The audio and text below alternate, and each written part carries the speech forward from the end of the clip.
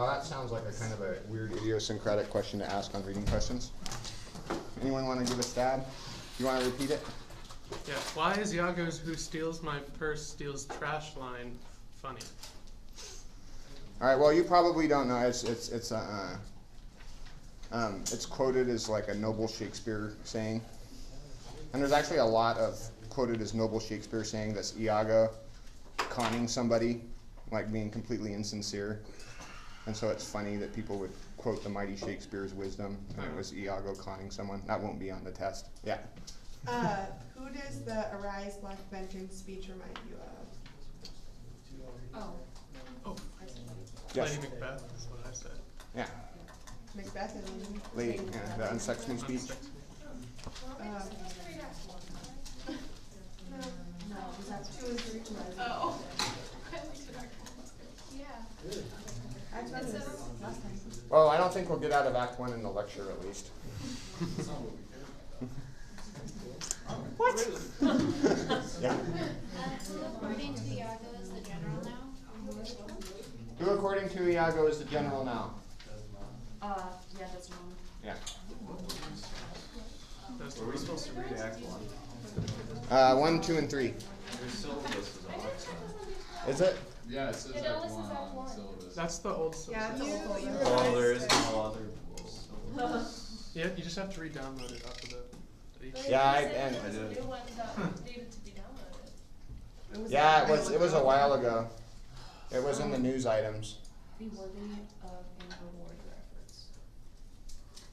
Whoa, it's gonna be a tough one today. I promise you can check the news items, I said.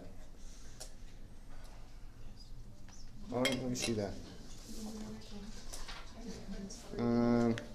But there was no like tab to re-download it though. Well, it was the same doc. I just replaced the document. So if it's like bold blue, that means it's the new one and you haven't downloaded it yet. So There was no vote. So if you've already downloaded it once, if he replaces it, it won't change. You just have to know to click it again.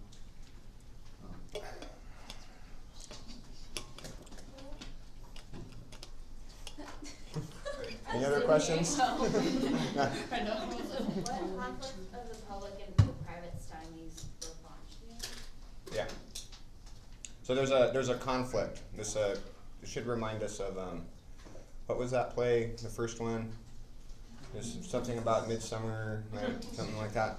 But and then so I remember us talking about how it was kind of pathetic that a dad would come to the Duke and say, "I can't control my daughter. Can you help me out here?"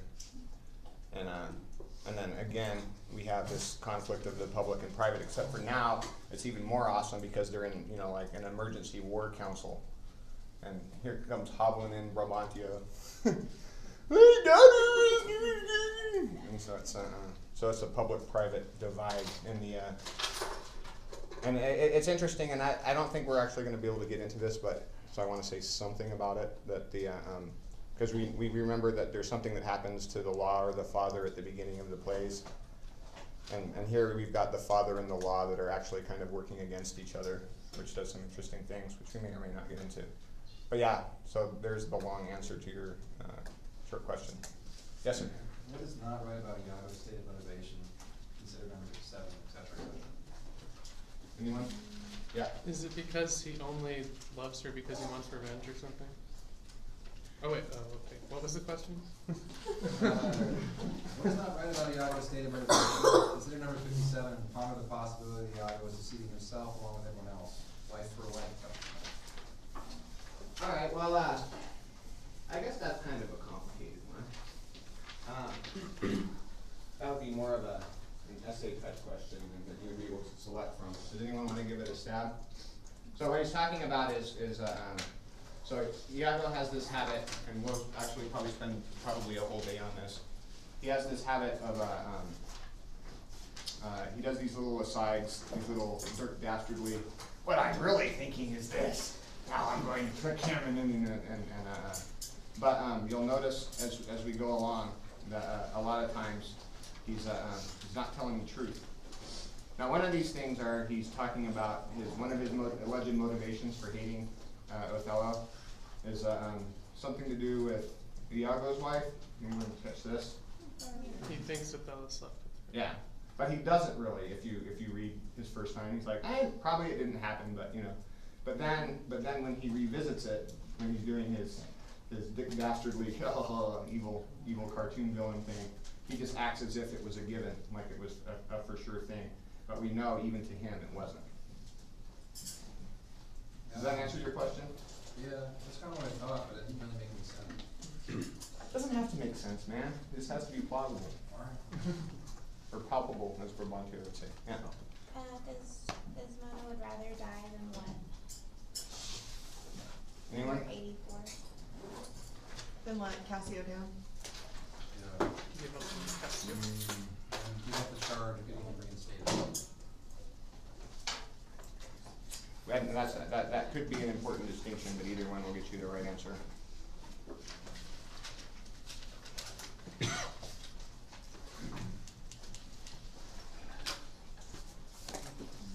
What was the one about, land corrects? Like, I can't remember really. Yeah, it was about Iago's saying something, because he has a tendency to look at Desdemona as a sort of a treasure or a ship to be plundered, or yeah.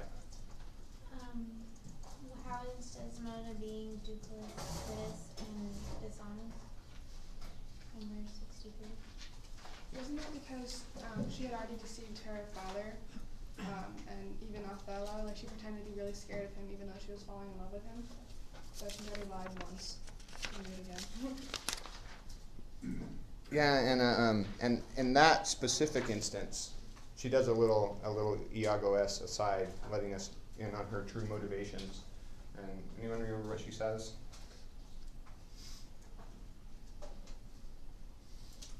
She goes aside and she says, I'm really sad that I don't know what happened to Othello, but I'm gonna pretend like I'm all happy. And then she goes and does her little very flirtatious exchange. 64, right? Yeah.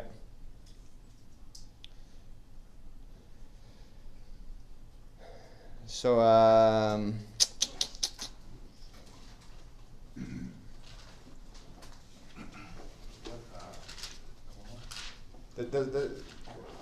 go ahead. What happens when Othello loves you not?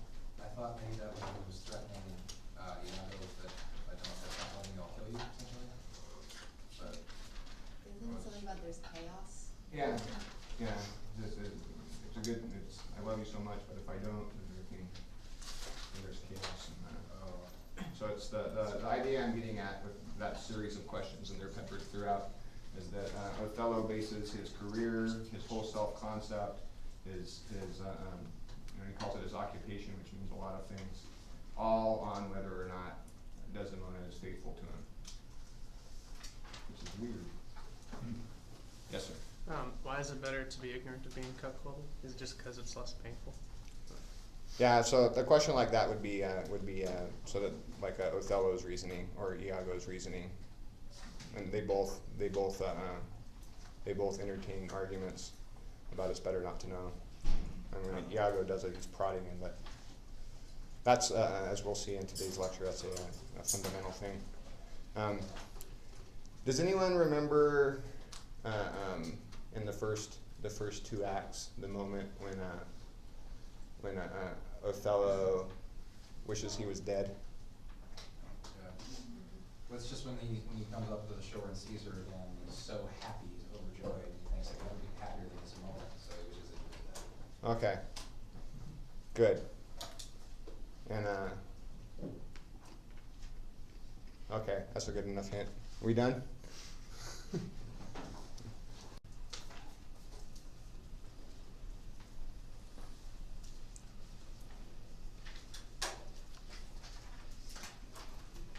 Seven seconds.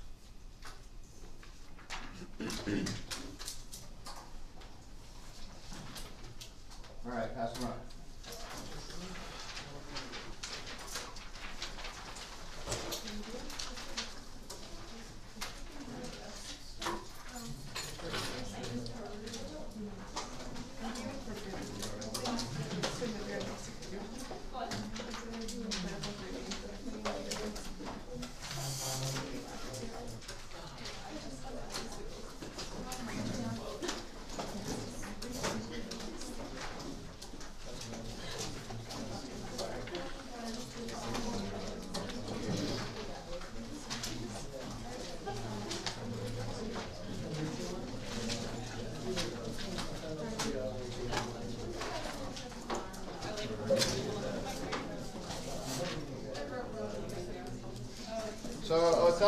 probably written in 1601 or 1602, and it wasn't a good time for the theaters because those seasons were interrupted because one, the usual plague outbreaks, and two, Elizabeth was ill. She was circling the proverbial drain, and when the queen was sick, for reasons that I was not able to ascertain, they shut the theaters down. But for those of you that have extensively read a lot of Shakespeare, it was written about the same time that he wrote Twelfth Night. Anyone familiar with Twelfth Night? Yeah. All right. And Twelfth Night is a fun one. It's one of the famous twin cross-dressing ones. So there's these twins. They're identical, but one's a boy and one's a girl. The beans with genetics, and they get in a shipwreck.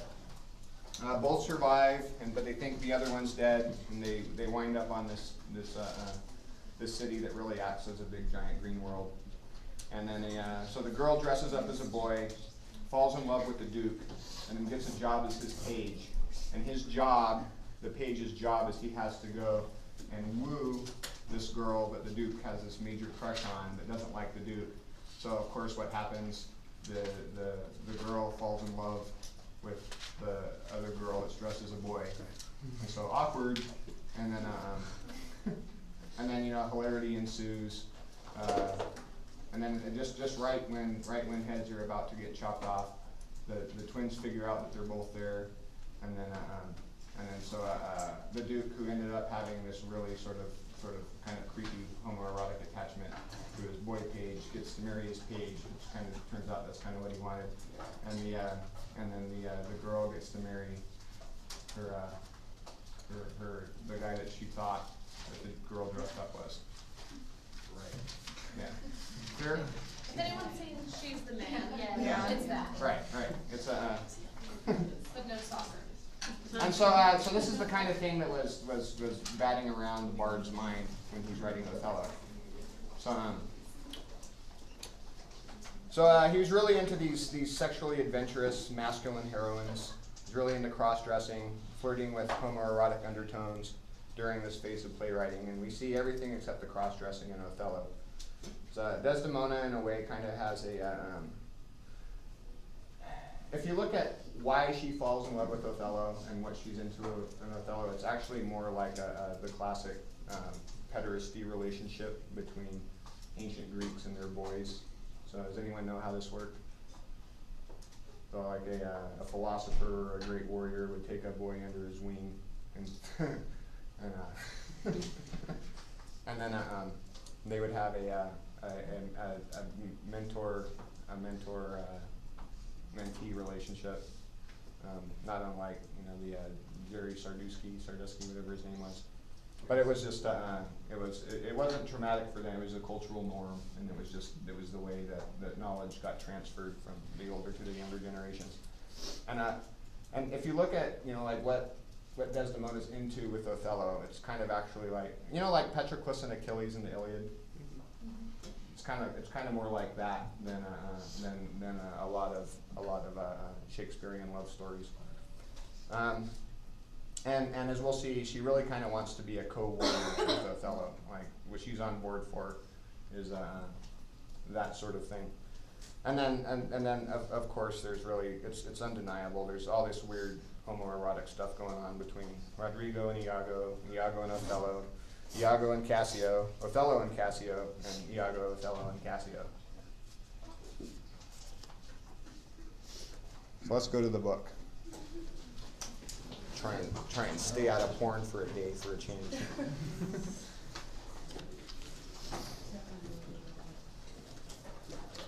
All right, so I'm on page 3. Guess what act? Guess what scene? Let's see if we can spend all day on the first word. What's the first word? I'm going with tush. I like tush. But I think tush is probably more right. But I like tush. And so it starts in as we say, in media res. Anyone know what that means? You epic scholars. In the middle of things. Epics always start in the middle of things. So it starts in the middle of a conversation. So we're not starting with a proclamation or even a question. We're starting with the answer to something that we are not privy to. And so a fun little game that I like to play, because you know I'm that guy, is I like to sit up all night and neglect my work and try and figure out what Iago had said that Othello's answering. And I want to share that pleasure with you. So, but first we need to get the answer. Can I have someone read Roderigo? First, what's what, 3 lines there? Please. Tush, never tell me, I take it much unkindly, that thou, Iago, who hast my purse, as if the strings were thine, shouldest know of this. Good. So, that seems kind of straightforward. So what is, what's Roderigo accusing Iago of? We have stealing his money hypothesis. Getting into his business. Getting into his business. Okay, I like that. Yes? I was taking it as being like a paid informant, kind of, but that he didn't inform him of something that he was supposed to. Okay. Paid informant but didn't inform. So who's so Iago's the informant?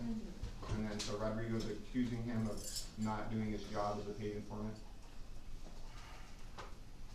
I like that one. Of course, I like them all. Because nobody's gotten my answer yet. Okay. Alright, so a related but not identical question is what does specifically, just not hypothetical, but just in the sentence, what does Roderigo take unkindly?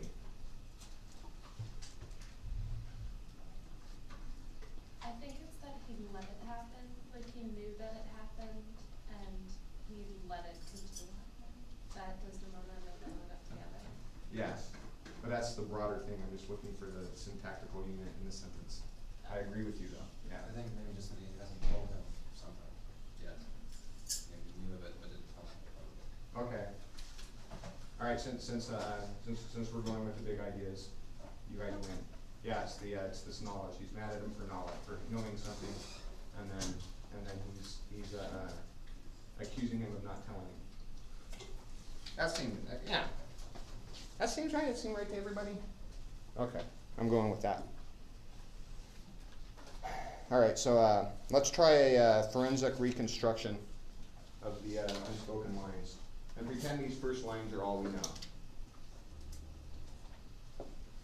So go ahead and look at it for a second.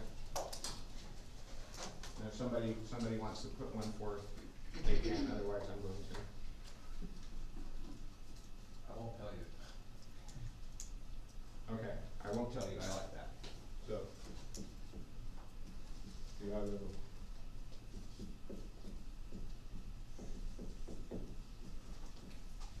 we'll scan that. Until no. I don't know how to do that. Yeah, they're speaking in verse. Okay. All right, so. I won't tell you. Tush, never tell me. So we've got this, I can't stop saying tush. So, yeah. So I'm going to elaborate it a little bit, and then I'm going to say, I'm just going to say X because I like algebra. Happened.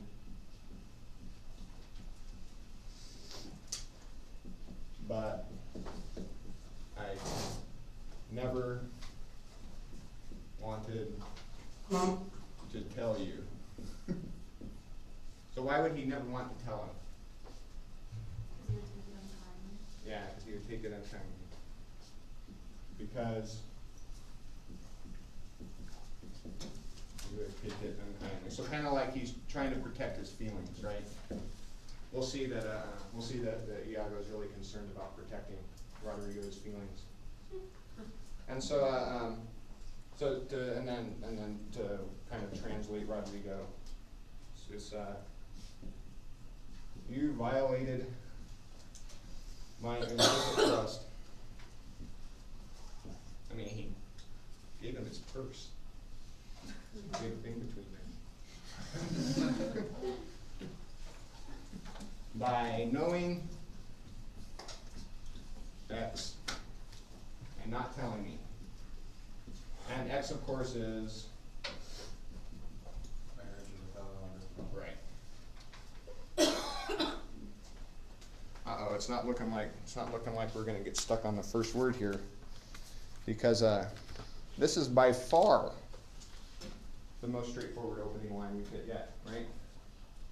And we're used to finding all kinds of conflicting meanings and counterintuitive paradoxes and syntactical breakdowns, but this is something that's a little bit crystal clear.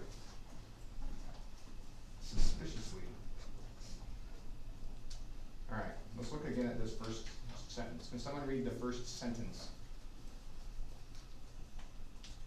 I know you want to, Blake. I can see it in your eye. Tush. Tush. Yeah. Okay. Anyone know what tush means? But actually, I knew you were gonna say that, and so I looked it up and know that the first recorded use of tush as backside didn't happen until 1962. Isn't it kind of like just like a phrase? I mean, you're just kind of like just bullshit. Not. All right, we have.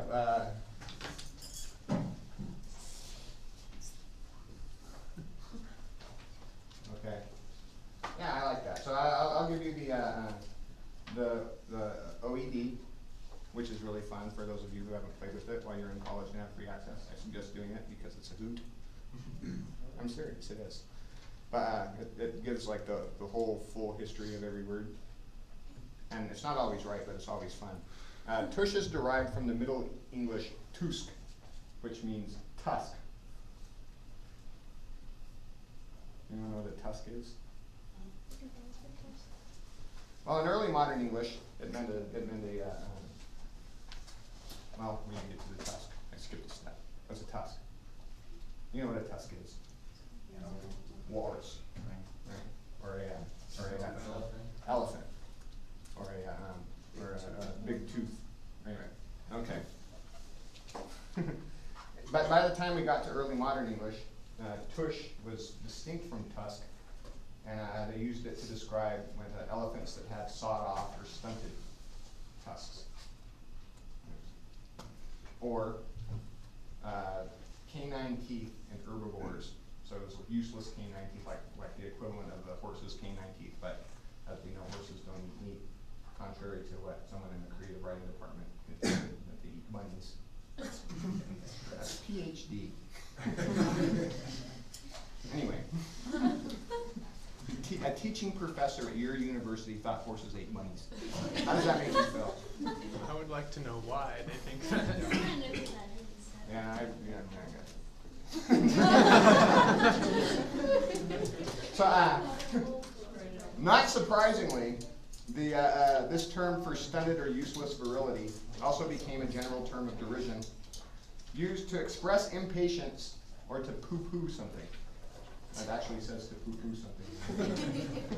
That's not true. So modern synonyms might be, save it, horse piddle, shut up, or Blake's lowly contribution. All right, this is fine. So this tush indicates that whatever Iago said is being opposed by what Rod is now saying, right? Like if someone said to me, Daniel, you're having a good hair day, I'd say, tush! Right? But I'm not having a good hair day. But, so on the one hand, if this hypothesis is correct, we have Iago explaining why he didn't tell him, and then Roderigo kind of poo-pooing the explanation, right? Is everyone with me? You know what happens if you don't stay with me on these? You get completely lost. Or I get completely lost, which is worse. So the best evidence for this question of never tell me, question mark, which suggests it's the question mark in the never tell me, right? Because it's like, tush, never tell me, so that's why we think that Iago said, I would never tell you, right? because he's kind of repeating the statement as a question, sort of a, yeah. I have suggested that Rod is scornfully repeating what Iago said as part of his tush refutation. So that makes tush mean something like the incredulous what, as in WTF, right? Everyone with me? All right. The problem is, as we just saw, that's not what tush means. It expresses impatience or dismissal, but not refutation.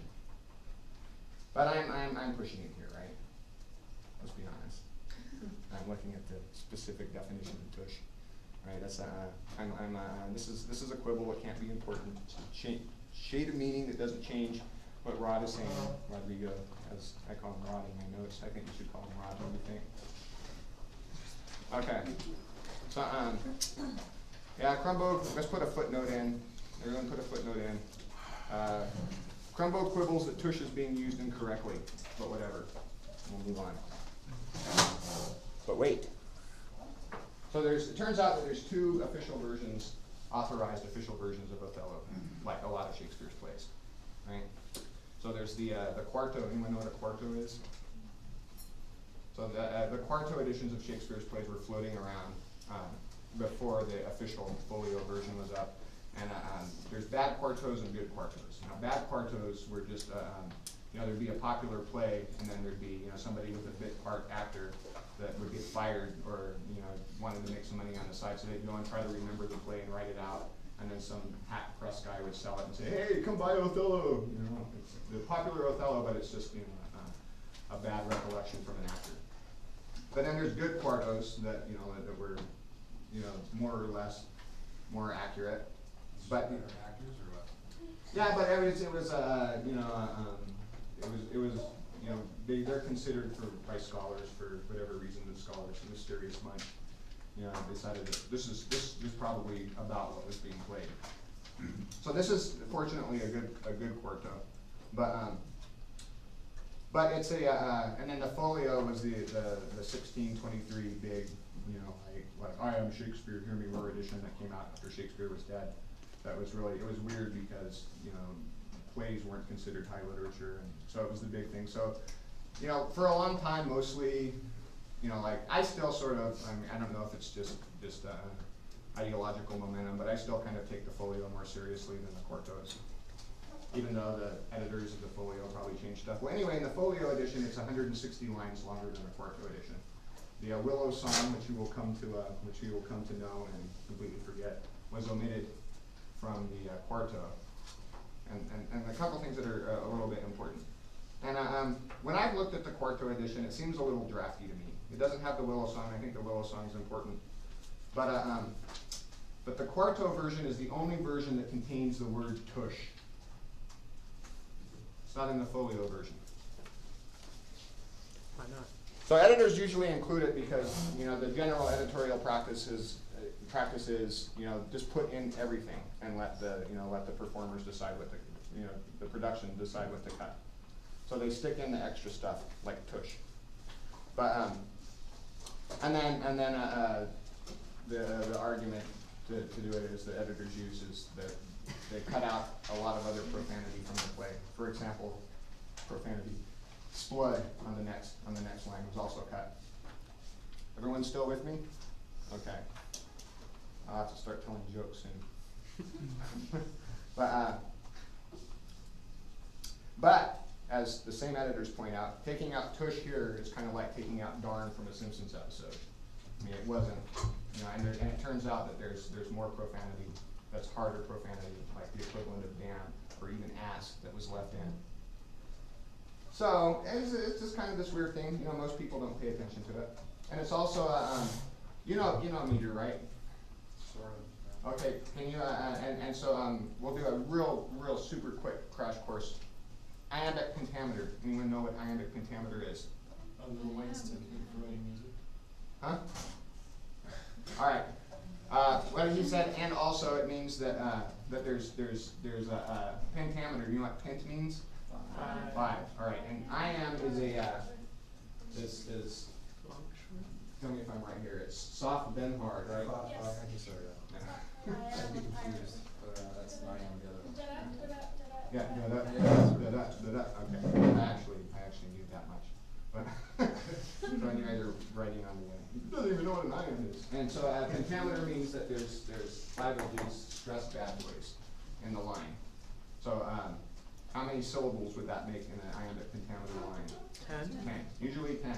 Shakespeare, as he got in his later work, liked to put feminine endings, which are endings that, like that, and he would tack an extra ending on, so you'd actually have 11 syllables, but the last syllable of the line is always non-inflected.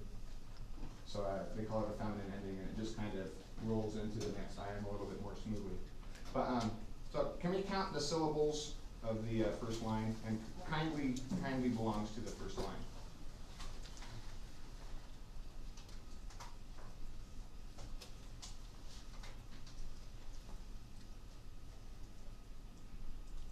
Well, 12.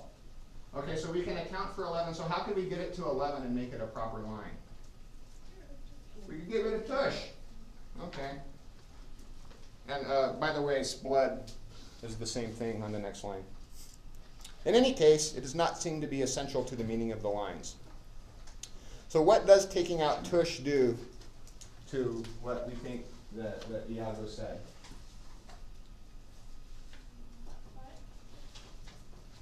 Hmm? Nothing. Nothing at all.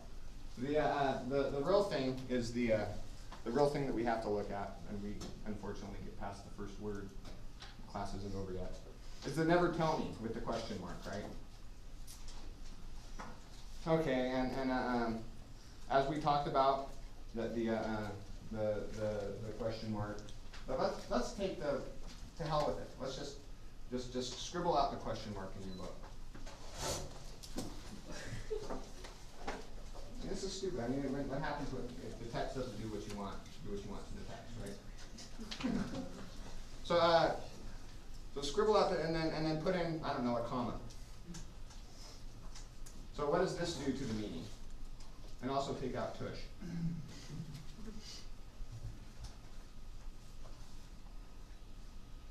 So it changes never tell me from an incredulous interrogative into what? He's mad that he wouldn't tell him, it's not, okay, let me start over. He's mad that he wouldn't tell him, rather than what he was saying was gonna be taken unkindly.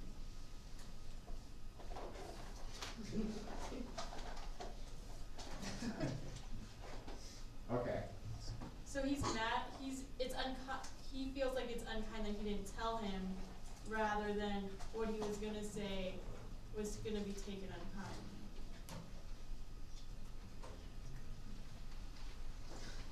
All right, hold on to that hypothesis. I'll think of a better way to Right. word it. Anyone else wanna try? So if I say never tell me. Maybe that he doesn't want him to tell him that he knows. Yeah, never tell me. He's mad that he told him. Yeah, exactly. Blah blah blah blah blah blah blah. Right? I'm paying you good money. So incidentally, my definition of tush works with this reading.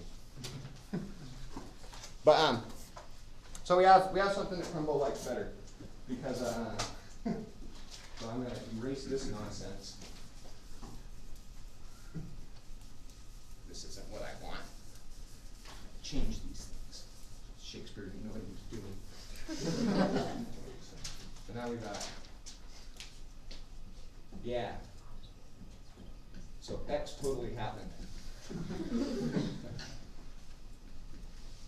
Roderigo. Pooh!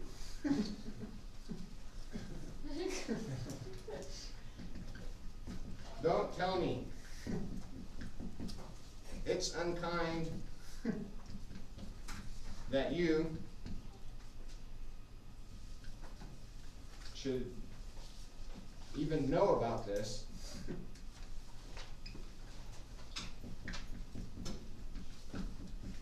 Let alone tell me. All right. I like this much better. Doesn't this sound sound more like something I would want? Yeah, but you can't. And we can't do that, right? You can't just go changing Shakespeare's punctuation. Something critical like that. Yeah. Well, guess what? Yeah. Neither in the folio or the quarto text is there a question mark after never tell me. Or the arting, for that matter. It's the editor of the signet. He put in the question mark. Why would he do that? The bastard. Alright, so they modernized the punctuation all the time, but guess what? Shakespeare knew how to use a question mark. That was in his repertoire. So, you don't need these crutched question marks from the editors. So, yeah, Shakespeare, he needed some help to know what he was trying to say. So, and then let's just look at Iago's response. Can someone read Iago's response real quick? Yeah. It's blood, but you will not hear me if ever I did dream of such a matter. Abort. So which version makes more sense that replies to? Yeah. You got a question? Well, I was just going to say that the Pelican actually has exclamation mark in it. Yeah. Instead of the... Yeah, the Pelican does. The I don't know. Anyone have a Norton? Is this one? I don't know. What does a Norton do? I don't know if this is the Norton. That looks like the Norton. No, that's the. No. It's one of the really intense ones. I think it's folio. Ah. Oh, it's They a. and Rasmussen. Okay. What do they have? Never tell me with an exclamation point, no tush, and there's no blood. And Oh, so it's the folio edition. Okay, that's cool. That's the one I like better. All right. So now that we've put the signet editor in his proper place, so what he was trying to do was trying to make it the most straightforward opening lines that we've seen so far. What Shakespeare meant to do was to show that there was this really messed up situation where Roderigo is paying Iago to protect him from unwanted knowledge and thereby keep his hope alive. Now this sounds more like the Shakespeare we know, right? Yeah, this is now you've got something to make a play about. And to paraphrase Jonathan Swift, happiness is being well deceived. And Rod is upset that Iago is not doing a better job of keeping him deceived. So, if I'm right, of course I am, we can get to what the play is about from the first lines, which of course we can. And this is a play about the complicated and perverse relationships between our fantasies and reality, and specifically about our willingness, under certain conditions, to sacrifice our reality and our well-being, our purses, if you will, just to keep our desires alive a little longer, even when we know that it's gonna crumble. And we've been in situations like this, right? Where you just that this is a stupid idea. And, I don't know, this guy probably has an STD. Oh no. I said that I was gonna. This was actually. Yeah.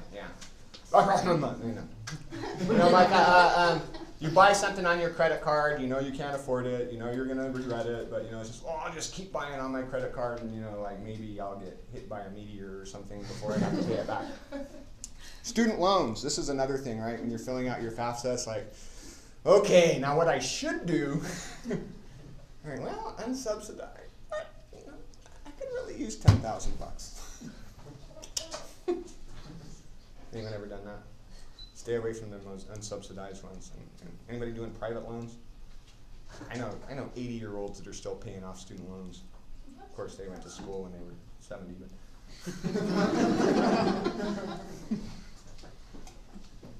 nuts. All right, I need to dial in here. So. All right, yeah, so we're not going to get into this blood thing, even though that's equally fascinating in its own way. So, So to paraphrase Iago's response is sort of something like, "You're not listening. I never in my wildest dreams thought this could happen." Right? And then the abhor me and despise me. Is that in the folio? The abhor me and despise me? Poor me, despise me? No, poor me, just despise me. Okay. Well, I think that I just want to say in passing that I think those signal just a little priming thing, because as we know, Shakespeare read all about behavioral economics. His little priming thing was to say, to have Iago slip in, abhor me and despise me right at the beginning, just so you know how you were supposed to feel about him. So when when you're going along, it's like, for some reason I'm abhorring and despising Iago. I wonder why. Be a good cognitive psych lab experiment. Something like it, and you call it the Iago effect.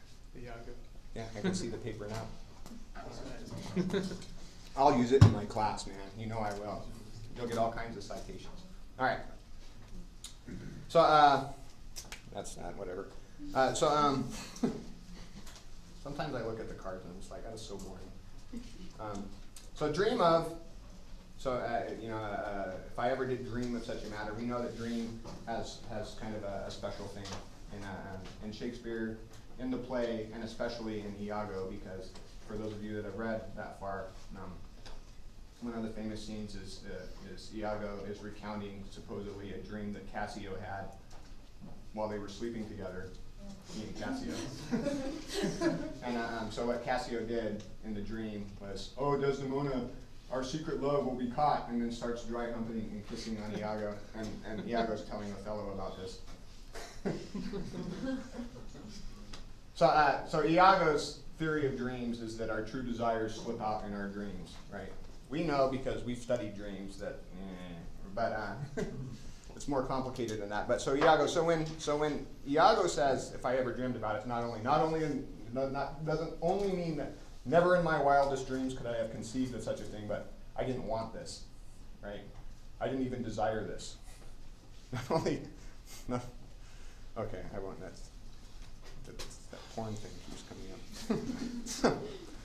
So either way, this to me sounds a little bit like a lover's quarrel. I mean, it's kind of got that vibe to it, right? All right.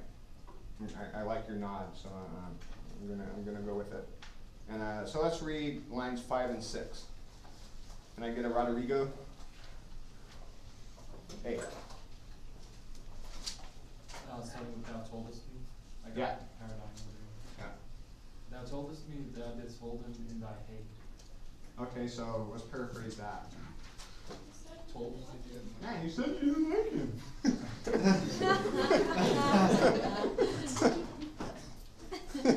You told me you hated him. Okay.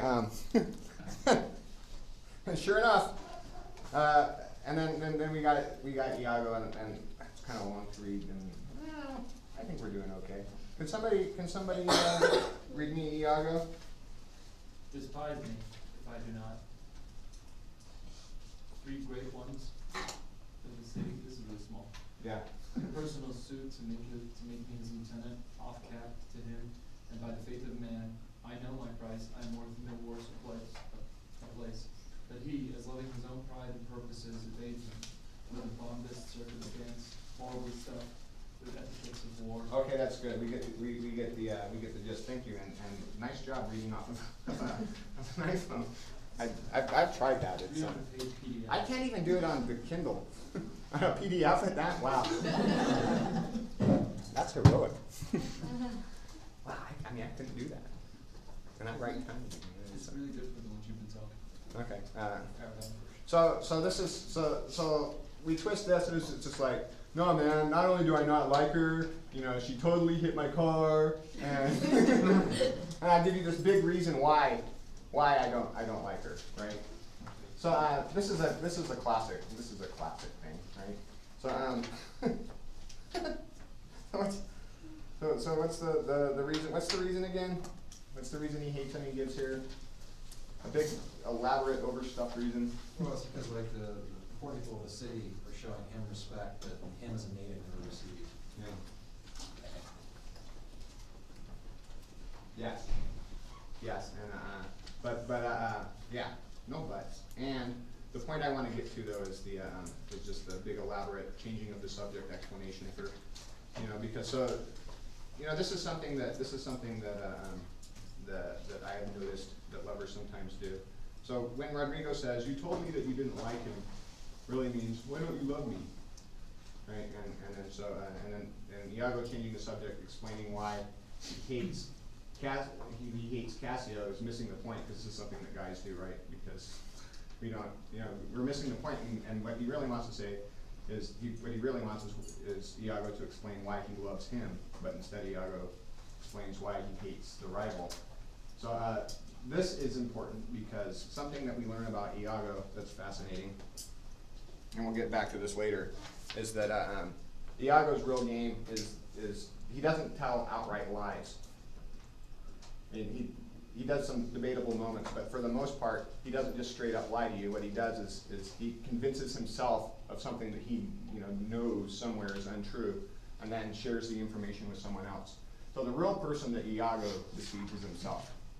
So in this little rhetorical shift from changing the conversation to about "I'm being loyal to you, Roderigo," to "I hate this other guy," is one of Iago's tricks on never telling the truth but never really lying. And it's worth, for you pathological liars out there, it's worth studying.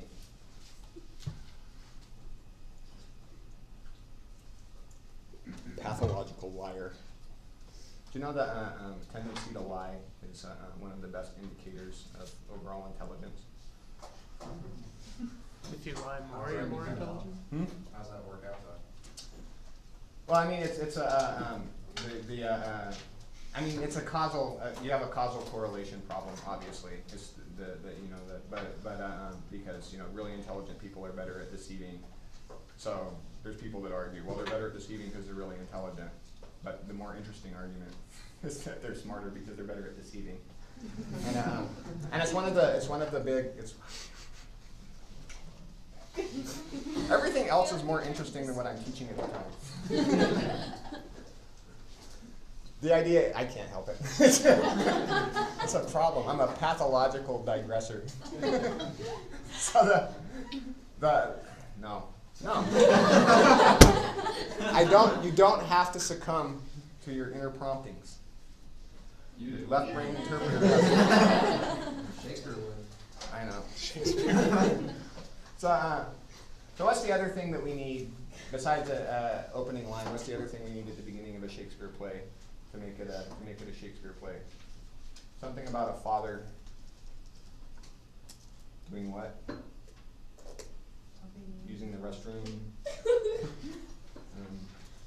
Taking out the trash. Appealing to authority. Father appealing to authority. We're getting there. He made a fool of. Yeah, some kind of failure of the father. So we need a failure of the father to get the story started, because you know what happens if the father's doing his job, if the duke's doing his job, if the king's doing his job? Nothing. Homeo frickin' stasis, baby. I'm calling it the colostomy principle. Remember I told you about the colostomy thing? It's in my book. I'm doing it. It's my contribution, the colostomy principle. I know it's silly. I don't care. I'm doing it. Wouldn't that be awesome if 20 years from now everybody talked about the colostomy principle? I was there when it happened. Total ding dong Shakespeare. Anyway. But so let's look at old Brabantio. He's a great guy. Let's go to, let's kind of look over him for a second. He's pretty good. So the idea is that he's in bed asleep, and Roderigo and Iago go and start, pounding on his door, waking him up, freaking him out, right? And without ruining anything and making it I don't have enough time to anyway. What is I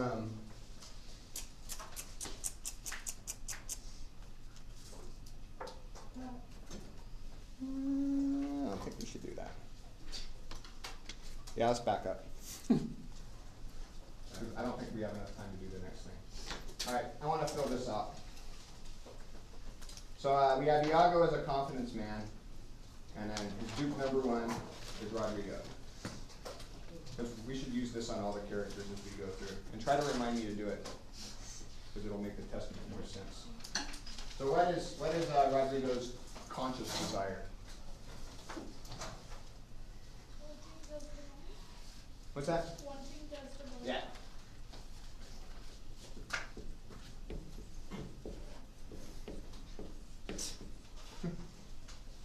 All right. And then the unconscious desire. Well, first of all, it's always a question mark. But obviously, as my shenanigans have indicated, I think that it has something to do with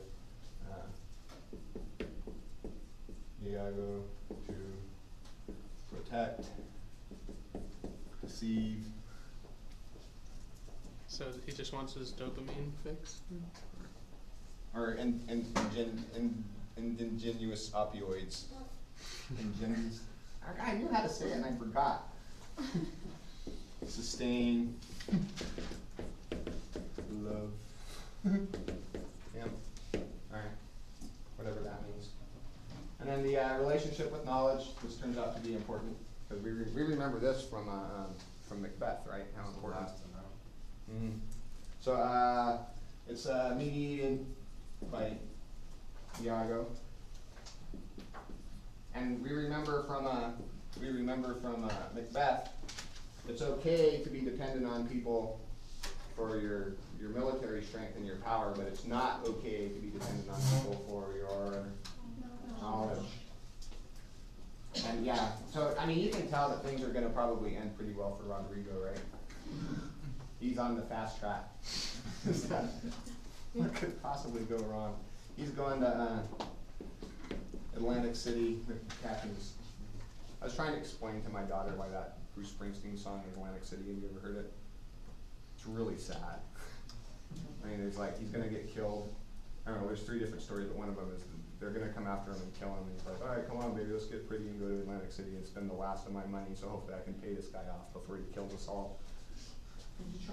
This is all I remember. Anywho, another digression. I'm going to pay somebody up here with a cattle prod. Good Skinner Association reconditioning. So the important thing with the giving him the purse, he's not just paying him to deceive him, right? He's handing everything over. I mean, the purse is his finances. You know, it's just take control of my life as a life coach, right? Iago is a life coach. I like this. Do you know any life coaches? I know a life coach.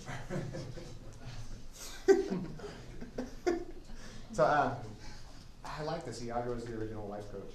But yeah, so just you know, like, so Roderigo, just you'll see him time and again just admit, I can't think. I'm totally distraught. I am incapable of dealing with myself.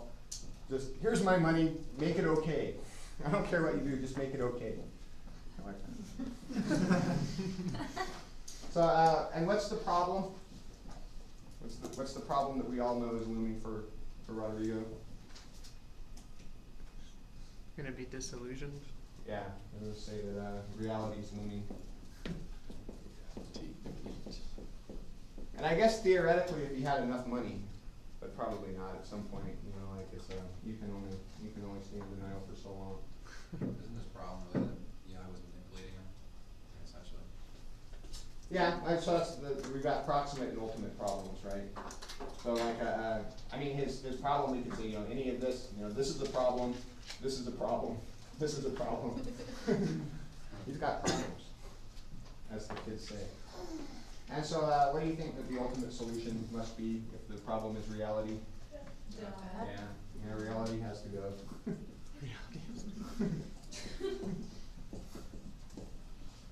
And there's 2 ways of doing that, as we know. It's destroying the world, or so what he really wants is death, right?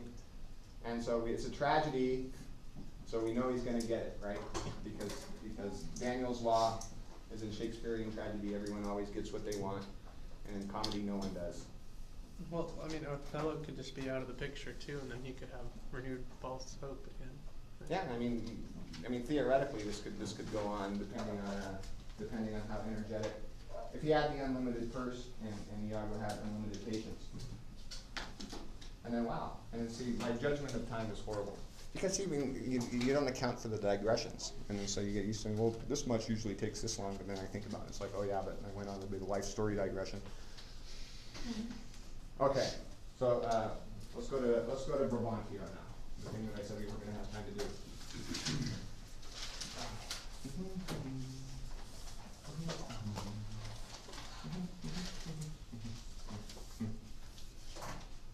So what does Brabantio's? So we'll go back to the thing. So Brabantio gets woken up. Hey, your white ewes getting tucked by an old black ram. It's a great line. I can only hope that someday in life I'll have an appropriate time to use that, because that's not one of those Shakespeare quotes that you can just drop at a party. And Brabantio goes, "Oh, dude, what? Who are you?" And so so let's we don't need to read into this. We can figure this out. What's his conscious desire? Sleep. Yeah, I'm gonna put that sleep. What's his conscious desire for what he wants for Desdemona? Yeah, I'm gonna put pure obedient daughter. Yeah, it doesn't seem like he wants to be married at all. You get that thing, don't you?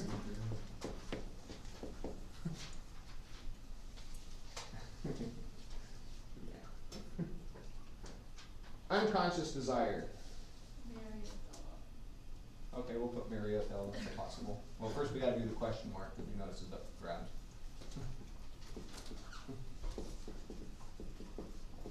All right, so the dream. What does he dream about? So if we're going to use some good Iago logic, and his dream, he confesses to a dream. Anyone remember that dream? Not the first one.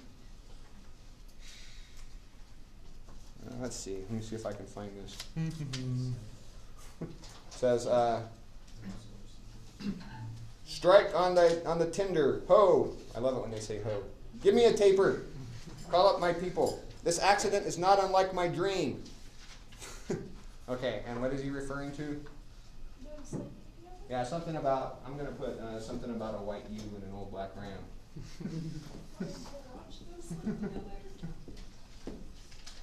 Yeah, I'm going to tell you, I have daughters, and I do not dream about that. I'm just going to put something about an old black ram. And then he's got this this interesting relationship with knowledge.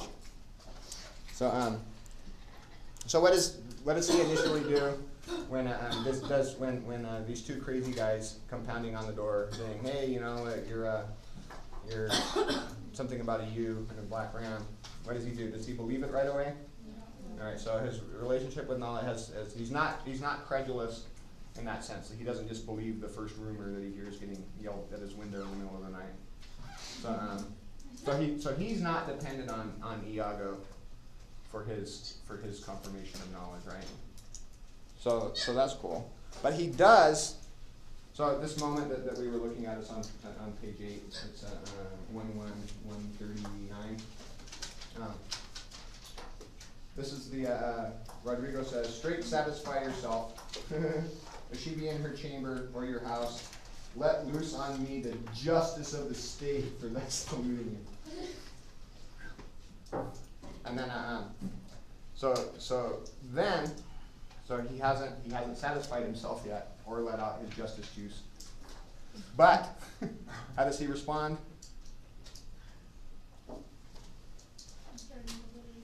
He believes him. Strike the tinder, ho, give me a taper. So he hasn't confirmed it yet. Call up my people.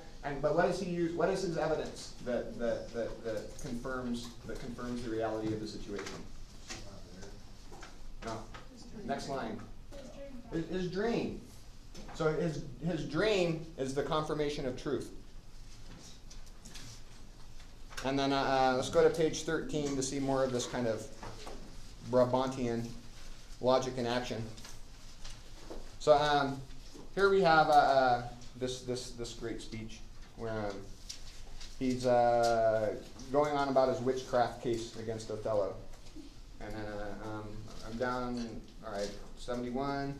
Judge me the world, 'tis not gross in sense that thou hast practiced on her with foul charms, abused her delicate youth with drugs or minerals that weaken motion.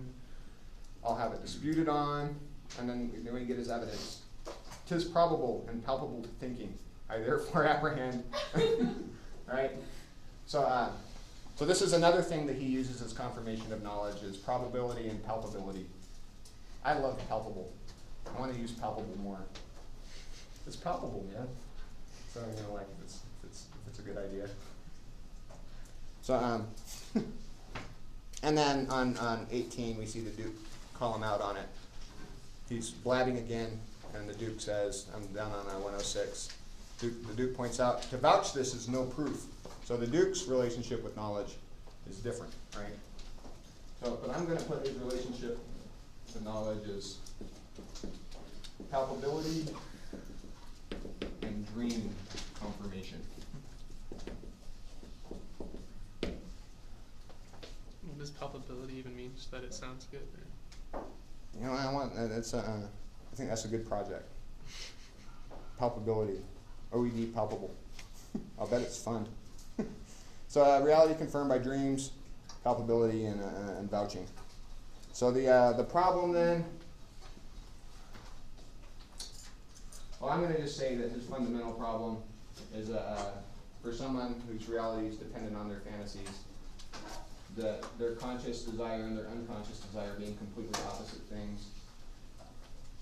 I think that's the problem, and I'm going to just say incompatible desires. And that's what it always is, right? That's always everybody's problem, right?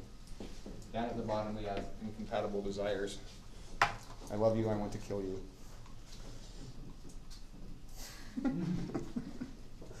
So I don't want to use too literal of an analog between Brabantio's feelings for his daughter and that whole cuckold fantasy thing that some other professor in my clothes came and talked about. But one thing that you don't see happening in the aforementioned unnameable, never to be spoken again of fantasy scenario is the wife actually falling in love with the virile lover and leaving the husband / cuckold for good. You see why, right? Okay, and that would not be cool. So let's go to page 21.